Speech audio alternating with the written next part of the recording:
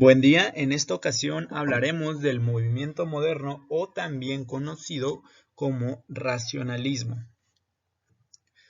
Primero que nada, para abordar el tema, ¿qué es el racionalismo? Bueno, este fue un estilo arquitectónico que se desarrolló en todo el mundo entre los años de 1925 y 1965 aproximadamente. Este suele ser considerado como la principal tendencia arquitectónica de la primera mitad del siglo XX. Fue un movimiento de amplio alcance internacional que se desarrolló por toda Europa, Estados Unidos y numerosos países del resto del mundo.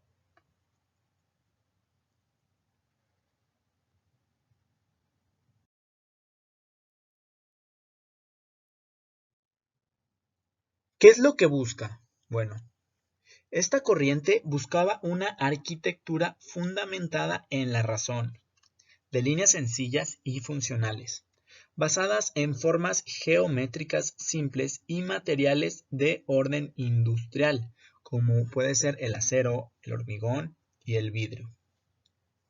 Al tiempo que renunciaba a la ornamentación excesiva y otorgaba una gran importancia al diseño, que era igualmente sencillo y funcional. La arquitectura racionalista tuvo una estrecha relación con los adelantos tecnológicos y la producción industrial, especialmente por la defensa de dicha relación. Esto fue comentado por Walter Gropius desde la fundación de la Bauhaus en 1919. Él también abogó por la utilización de elementos prefabricados y módulos desmontables, esto para acelerar las construcciones. Su lenguaje se basaba en una geometría de líneas simples, como el cubo, el cono, el cilindro y la esfera. Defendía el uso de planta, fachadas libres y la proyección del edificio de dentro hacia afuera. Una de sus principales premisas era el funcionalismo, una teoría que postulaba la subordinación del lenguaje arquitectónico a su función, sin considerar su aspecto estético o cualquier otra premisa secundaria. ¿Cuáles fueron algunas características? Bueno, fue heterogéneo con orígenes geográficos cronológicos. Los postulados ideológicos se basaban en el progreso y la modernidad con una apuesta a la producción industrial y mecanizada, como ya mencionado, los elementos prefabricados. Esta tenía una tendencia a un ideario político progresista e igualitario. Quería elaborar un lenguaje constructivo que sirviera para renovar la sociedad, los fundamentos que se encontraban en la conciliación entre progreso tecnológico y compromiso social. Esta también fue parte del funcionalismo. Mantuvo estrechos contactos e influencias con el resto de las artes, especialmente la pintura, ya que en ese momento la arquitectura ya se consideraba también como un arte.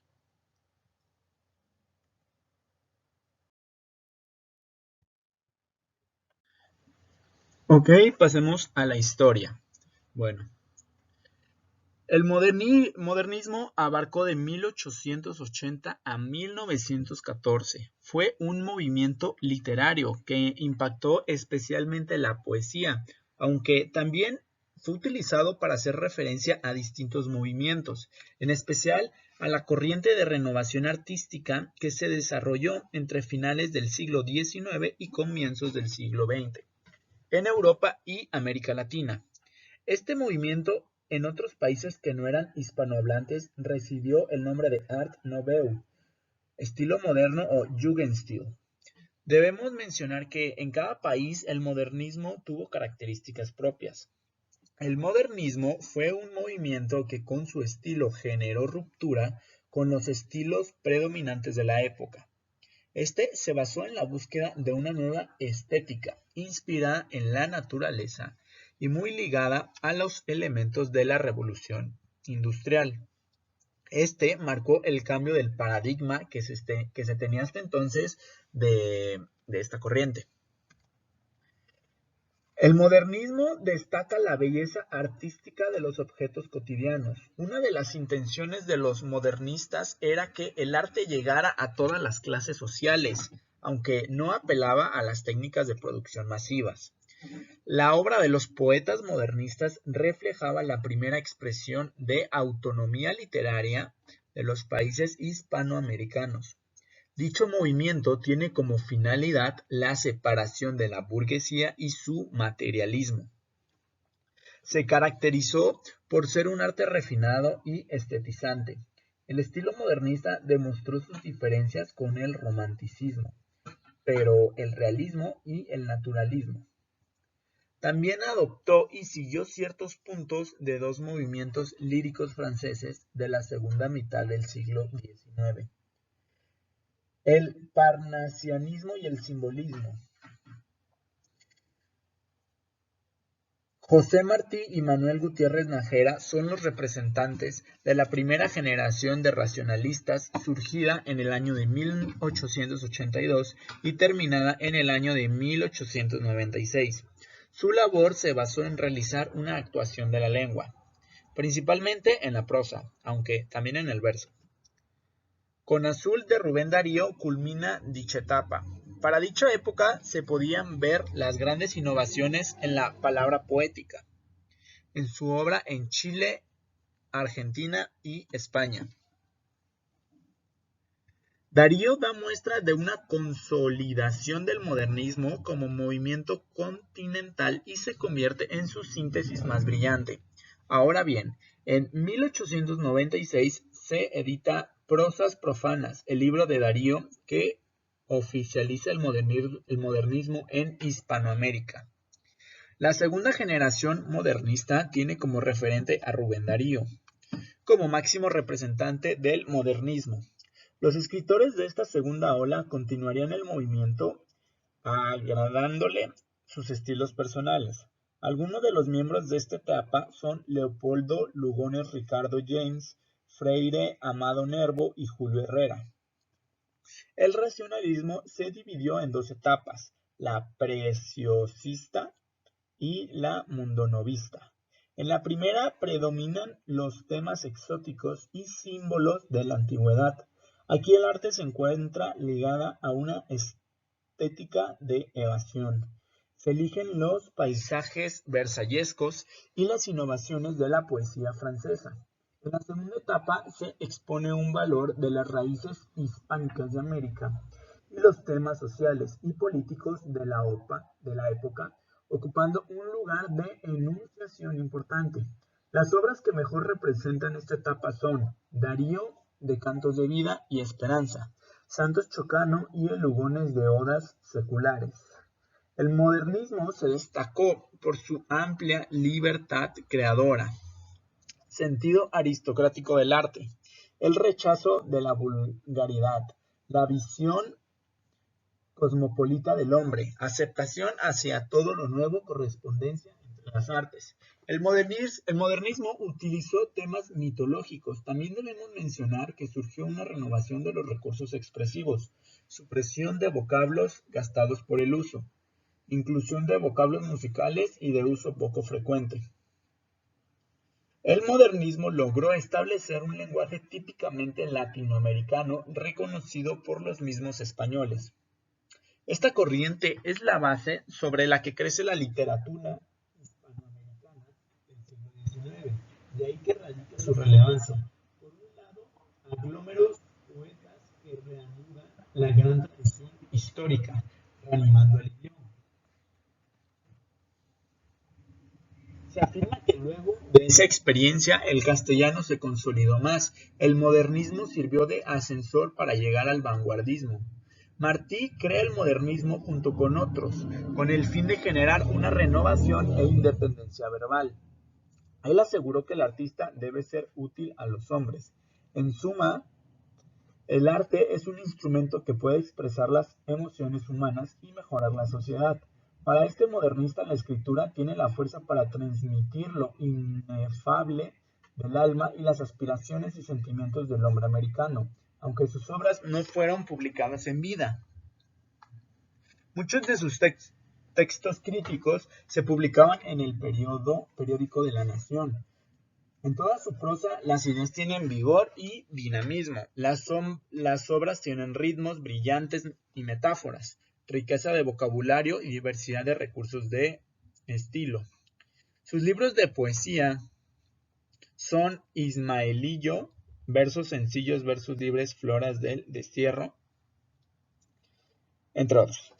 Desde finales del siglo XX, el modernismo se vio afectado por la idea de la muerte del hombre, contrario al pensamiento del siglo anterior que defendió la idea de la muerte de Dios.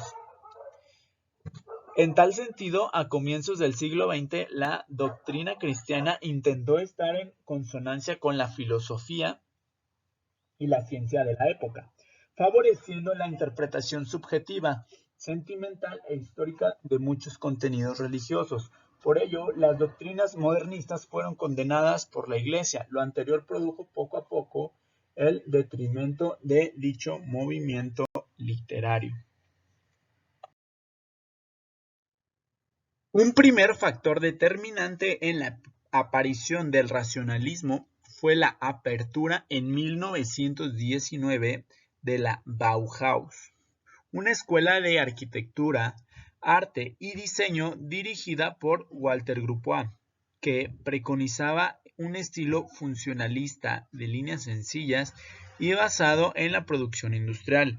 Durante los años posteriores al fin de la Primera Guerra Mundial empezaron a descollar varios arquitectos que fomentaban en sus obras de las premisas racionalistas. Pero, ¿cuál fue la historia de esta escuela?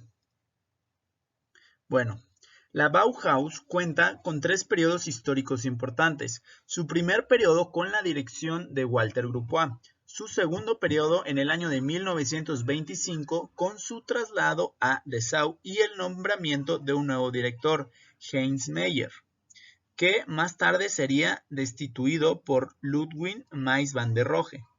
Y finalmente con el traslado de la escuela a Berlín y su inminente cierre a causa del régimen fascista en 1933. Estas fueron las 3 ubicaciones de las 3 escuelas de la Bauhaus.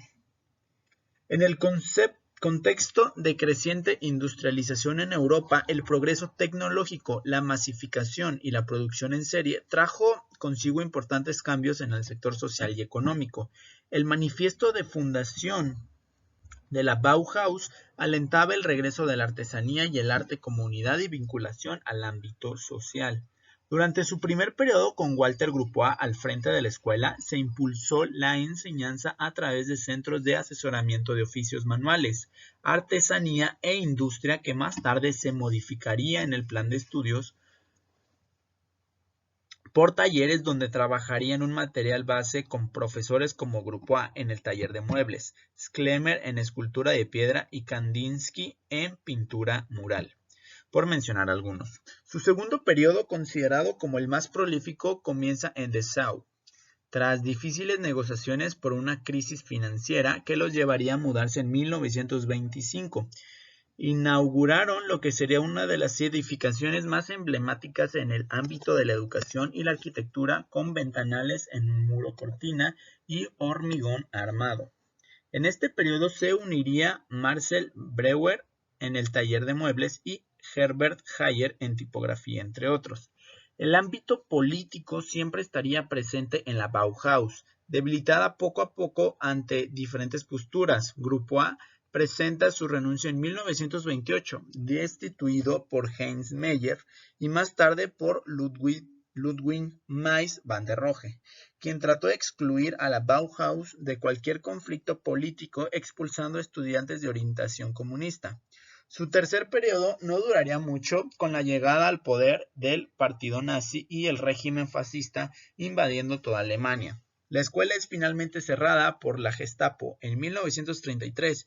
Durante ese año, varios integrantes se mudarían a Estados Unidos para continuar con el legado de la escuela en la ciudad de Chicago y regresarían a Alemania en 1951 en ULM, bajo la dirección de Tomás Maldonado, hasta 1966. La Bauhaus sigue siendo una fuerte influencia en instituciones educativas de diseño alrededor del mundo.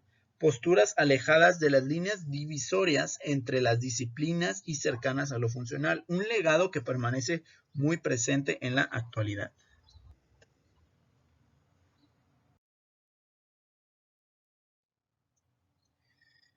Algunos arquitectos destacados del modernismo fueron Antoni Gaudí, Le Corbusier, Charles René, Víctor Horta, Héctor Guimard, Mies van der Rohe, Otto Wagner, Henrik Sagner, entre otros más. Los 5 puntos de la arquitectura, según Le Corbusier, son la terraza, jardín, la pared, los pilares, la planta libre y la fachada libre. Primero abordaremos la planta libre. Es importante y para él este nivel pertenece al automóvil, razón por la que la vivienda se elevaba sobre pilotos. La terraza jardín se refiere al último piso. Como el terreno se encuentra ocupando un área natural, se hace necesario devolver el área verde en la terraza. Los pilotis se refieren a la estructura que hace posible que la casa esté elevada del nivel basal. De esta manera se logra aprovechar las superficies útiles, liberando a la planta de condiciones estructurales. La ventana es otro punto importante, ya que al crearla se liberan los muros exteriores. De este modo las ventanas pueden extenderse a todo lo ancho de la construcción, mejorando así la relación con el exterior. Por último, la fachada libre. Esta complementa las ventanas. Los pilares se retrasan con respecto a la fachada para liberar a esta de su función estructural. Todos estos puntos definen con claridad el concepto arquitectónico de Le Corbusier. Cualquier persona que conoce estos puntos puede identificar inmediatamente si un arquitecto estuvo influenciado por él o no.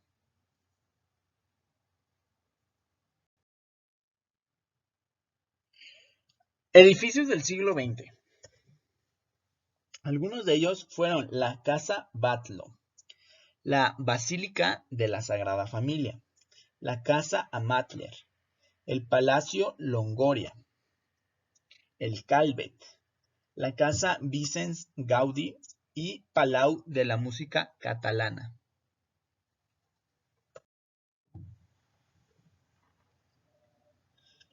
Bueno, en este caso hablaremos del pabellón alemán.